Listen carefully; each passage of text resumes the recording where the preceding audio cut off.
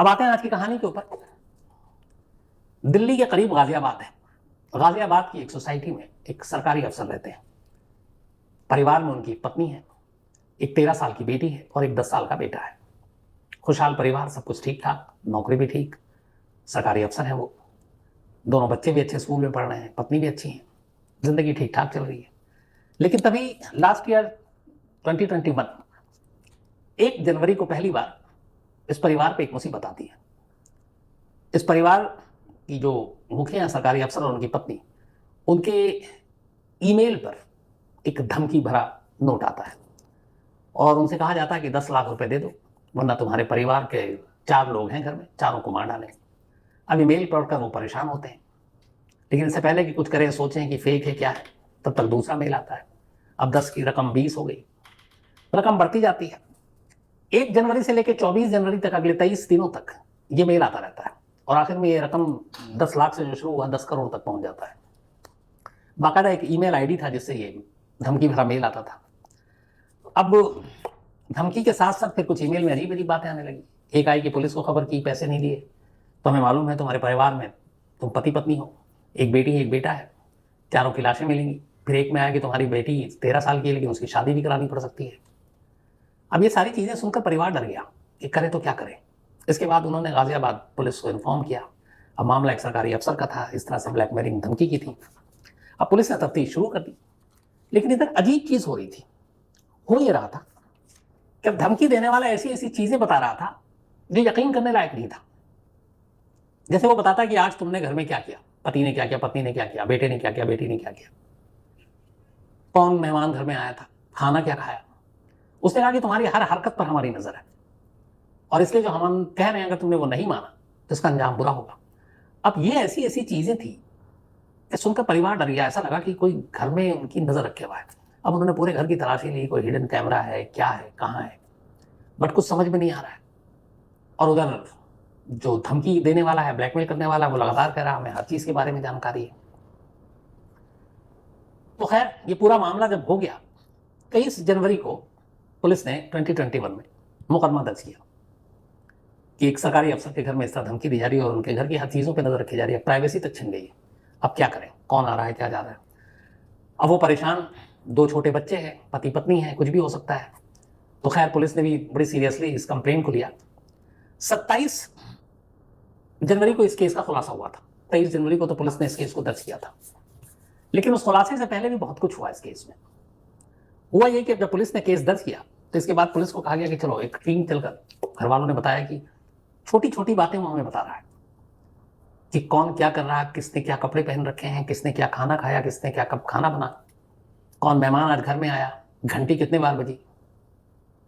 अब ये बात बड़ी अजीब थी, तो इसीलिए फिर पुलिस ने कहा कि चलो एक बार घर की तलाशी लेते हैं कि घर में कुछ ऐसा इक्विपमेंट्स, ऐसा कैमरा है, ऐसी कोई चीजें तो नहीं है। तो पुलिस की टीम जो है घर पहुंच जाती है एक दिन। घर पहुंचने के बाद अब ये पुलिस की टीम पहुंची सुबह करीब 11 बजे। 11 बजे आने के बाद पुलिस ने पूरे घर को खंगाल डाला, घर की हर चीज को खंगाल डाला, चेक किया कहाँ कुछ क्या है, ऐसी चीज तो नहीं है, कोई कैमरा तो नहीं है, कोई ऑडियो डिवाइस तो नहीं है। लेकिन घर के अंदर से पुलिस को कुछ नहीं मिला। भलके बल्कि जितने फोन थे, लैपटॉप थे, कंप्यूटर थे, उन सबको भी पुलिस ने खंगाला। और इसके बाद शाम के 6 बज गए पर पुलिस को वहां से ऐसा कुछ नहीं मिला। फिर पुलिस ने कहा कि चलो हो सकता है कि यहाँ के कुछ मोबाइल या डेस्कटॉप जिसमें कुछ ऐसी चीजें किसी ने डाल रखी है। तो उन्होंने घर के 2 मोबाइल फोन, डेस्कटॉप को अपने कब्जे में ले लिया कि इसको जांच के लिए भेजेंगे एक्सपर्ट्स के पास, उसका देखते हैं कि इसमें तो कुछ छेड़छाड़ नहीं की गई।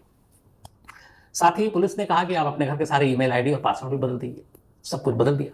शाम के 6 बजे, 11 बजे की पुलिस की टीम आई हुई, लगभग 7 घंटे तक ये सारी कवायद करने के बाद घर से निकलती है। अभी पुलिस निकल कर गई थी, 10 मिनट भी नहीं गुजरा था कि अचानक जो टीम पुलिस की आई थी, जो उसके लीडर थे, उनका मोबाइल बजा।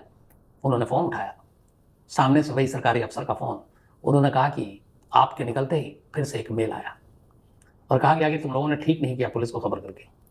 तुम लोगों ने आज पुलिस को बुलाया। 11 बजे पुलिस की टीम आई थी, शाम 6 बजे गई है, 2 फोन ले गई है, एक डेस्कटॉप ले गई है। उन 2 फोन में से एक पिंक कलर का फोन है और वो 5 पुलिस वाले थे और 7 घंटा घर में रुके। उन्होंने इस कमरे की ये तलाशी, इस कमरे की ये तलाशी ली, इस दीवार, इस खिड़की को ऐसे देखा। अब ये सुनते उस पुलिस अफसर का दिमाग घूम गया। तो वापस अपनी टीम को लेकर पलटता, कहता दोबारा घर चलो। अब वो घर पहुंचा तो उन्होंने दिखाया। अब पुलिस वाले ने उस मेल को देखा। अब पुलिस अफसर को लगा कि ये माजरा क्या है। एक तो हर चीज घर की वो बता रहा है, और अभी पुलिस की टीम रही 7 घंटे, उसकी माइनर से माइनर डिटेल भी बता रहा है वो। और वो चूंकि खुद इस ऑपरेशन में शामिल होने, मालूम है मैंने क्या क्या किया, तो वो सारी चीजें सच है। क्या क्या कब्जे में लिया वो भी सच बता रहा है। पुलिस वालों को लगा कि कुछ ना कुछ मामला गड़बड़ है। अच्छा, इसमें कई बार बीच में ऐसा हुआ था कि तुम हमें हल्के में मत लेना, तुम्हारे ऊपर हमारी पैनी नजर है, और तुमको मैं इशारा दूंगा घंटी बजाकर, और डोरबेल बज जाता था। अब घर वाले हैरान कि ये क्या मांग रहा है। पुलिस वाले ने भी कहानी सुनी, तो अक्सर ये होता है कि जो हैकर हो या ब्लैकमेलर हो, वो दूर से धमकी देता है। कोई आकर ये बताने के लिए ऐलान नहीं करता कि देखो मैं हूं, और अभी थोड़ी देर के बाद तुम्हारा डोरबेल बजेगा, और डोरबेल बज रहा है। तो ऐसी हिम्मत कौन कर सकता है।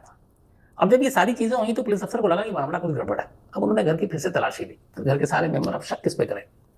सरकारी अफसर कंप्लेनेंट है, पत्नी भी कंप्लेनेंट, उन्होंने भी साथ दिया। एक बेटी 13 साल की, बेटा 10 साल का, बेटा 5वीं क्लास में, बेटी 7वीं क्लास में। पुलिस ने आसपास के सीसीटीवी कैमरे देखे, वहां पे कुछ ऐसी चीज मिली नहीं। पड़ोसियों अड़ोसियों से पूछताछ की, कुछ पता नहीं चला। अब पुलिस को ये यकीन हो गया कि घर में कोई ऐसे वो गैजेट्स लेकर आए थे कि किसी ने हिडन कैमरा या कुछ छुपाया तो पता चल जाए, कुछ ऐसा नहीं है।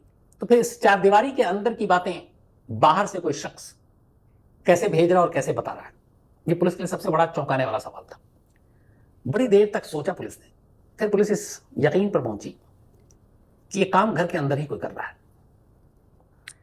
अब चूंकि सीसीटीवी कैमरे फुटेज में भी कुछ दिख नहीं रहा है कि कोई बाहर से आ रहा है जा रहा है, हालांकि जहां पे डोर बेल है वहां पे कोई कैमरा नहीं था, तो वो वरना पता चल जाता कि बेल कौन बजा रहा है। लेकिन अब पुलिस का यकीन हो गया कि इस घर से जुड़ा हुआ ही कोई शख्स है जो ये सारा खेल कर रहा है। अब कौन हो सकता है। अब पुलिस ने अपनी तफ्तीश आगे बढ़ाई, फिर से सारे ईमेल आईडी वाईडी निकाले, सरकारी अफसर को भी शक के घेरे में रखा। पहले उनके सब कुछ चेक किए, उनकी वाइफ के किए, बेटी का किया। अब बेटे की बारी थी, 5वीं क्लास का बच्चा, 10 सालों में। जब किया तो उसके डेस्कटॉप में कुछ अजीब अजीब से ईमेल आईडी दिखे। अब पुलिस को लगा कि 5वीं क्लास का बच्चा, ये इतने सारी चीजें क्या है। पुलिस ने उससे पूछा तो उसने कहा नहीं, ये तो मेरे दोस्त और ये हम सब ने बनाया। अब फिर वो कुछ कुछ ऐसा बोलने लगा कि पुलिस को लगा कि ये बच्चा थोड़ा गुमराह कर रहा है या फिर क्या है, लेकिन ये भी है कि बच्चा है, 10 सालों में है। अब उससे कैसे एक प्रोफेशनल उसकी तरफ से आप बातचीत करेंगे, तो कुछ समझ में नहीं आ रहा। फिर पुलिस ने एक ईमेल आईडी आखिरकार उसी के जो डेस्कटॉप है उसमें से निकाला, और जब घर के साथ तमाम लोगों से पूछा उसके बारे में, तो सरकारी अफसर ने मना किया, उनकी वाइफ ने मना किया, बेटिया ने मना किया। अब बच्चे से बातचीत की तो उसने कहा कि हाँ, ये एक मेरा दोस्त है, आदित्य नाम का लड़का है, उसने ये किया था, और वो मुझे ये कहता था कि एक फेक ईमेल आईडी है, बनाओ और अपने माँ बाप को इससे धमकी दो, और नहीं तो वो मेरे को पीटता था। अब फिर पुलिस ने आगे पूछताछ की तो पता चला कि ये झूठी कहानी सुना रहा है, आदित्य नाम का कोई दोस्त ही नहीं उसका। फिर उसने कहा कि यमराज नाम का दोस्त है, उसने मुझसे ऐसे करने के लिए कहा था, बट उसमें भी कुछ नहीं, और बच्चा कुछ बता नहीं रहा, और उम्र इतनी छोटी है कि पुलिस कुछ सख्ती नहीं कर सकती। आखिर पुलिस ने माँ बाप को भरोसे में लिया और कहा कि इस बच्चे से कुछ बात उगलवानी है, उसमें आप मदद करें। अब बच्चे की काउंसलिंग शुरू हुई।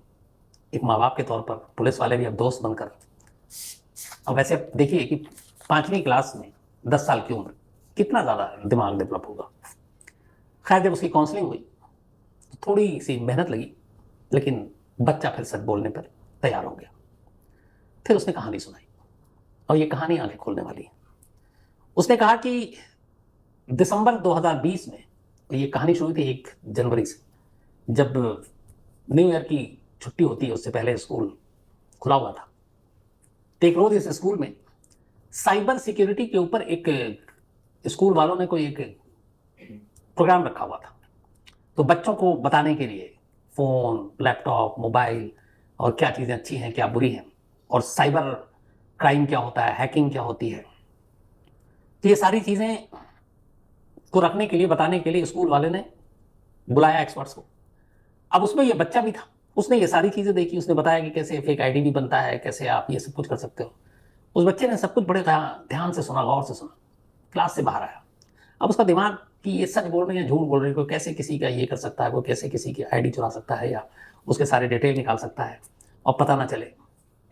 इसके बाद वो यूट्यूब पे गया, और यूट्यूब पे जाने के बाद उसने इन सारी चीज़ों के बारे में और स्टडी की।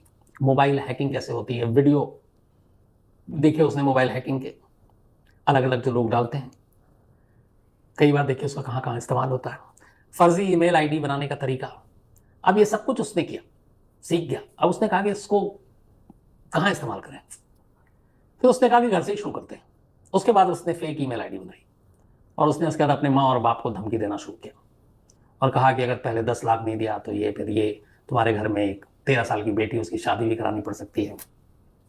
अब ये सारी चीज़ें वो करता गया और यही वो इतना वो डराना चाहता था, देखना चाहता था कि कई बार वो मेल करता और इससे पहले कि मेल खोल कर कोई पढ़े वो गैप रखता हो 2-3 मिनट और उतनी देर में वो चुपचाप से बाहर निकलता, डोरबेल बजाता और वापस आ जाता और मेल में लिख चुका होता है कि देखो घंटी, बस तुम्हारे घर के कितने करीब तक हूँ।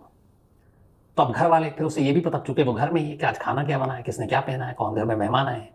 और जब पुलिस की टीम पहुंची तो उसे ही पता था कि पुलिस वाले कितने हैं, उनके लीडर कौन है, कितने घंटे रुके, क्या क्या ले गए, तो सब विटनेस था। तो घर की चीज़ें, सारी जानकारी मेल में धमकी के तौर पर इस्तेमाल करता अपने ही माँ बाप और बहन के लिए। अब ये सारा उसने खुलासा कर दिया। अब यहाँ पे पुलिस के सामने 2 इशू आई। एक, बच्चे की उम्र 10 साल, 5वीं क्लास का पढ़ने वाला, अब उसके खिलाफ क्या कार्रवाई करे। बच्चे को फिर समझाया गया और पुलिस ने उस बच्चे के खिलाफ कार्रवाई करने वाले जितनी भी चीज़ें थी हटा दी। और चूंकि उसने बताया कि मेरा सिर्फ ये मकसद था जानना कि जो साइबर सिक्योरिटी, साइबर हैकिंग और इन सब के बारे में जो पढ़ाया गया है वो कितना सच है, झूठ है, मैं उसको प्रैक्टिकली जानना चाहता था और उसके लिए मैंने अपने घर में ही ये सारी चीज़ें अपनाई। तो पुलिस ने उसकी नीयत, उसके मकसद और उसकी उम्र को देखते हुए कोई मुकदमा दर्ज नहीं किया, उसे समझाया, बाकी माँ बाप पे छोड़ दिया कि आप अपने बच्चों पे नज़र रखें। खासतौर पर कितनी देर के लिए उसके हाथ में मोबाइल होना चाहिए, कितनी देर वो कंप्यूटर पे होना चाहिए, कंप्यूटर पे जब हो तो आसपास में किसको होना चाहिए, नहीं होना चाहिए, इन हिदायतों के साथ उसे छोड़ दिया।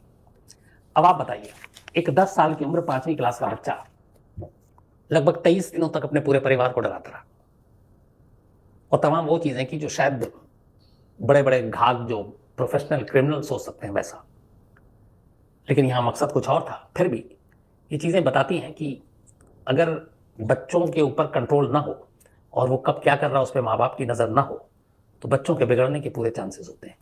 तो हर एक माँ बाप से ये रिक्वेस्ट है ख़ासतौर पर कि बच्चा जब मोबाइल पे हो, कंप्यूटर पे हो, तो क्या देख रहा है, क्या सीख रहा है, ये सारी चीज़ों पे कम से कम माँ बाप की नज़र होनी चाहिए ताकि ये पता लगाया जा सके कि उसका वक्त ज़्यादातर कहाँ गुजरता है।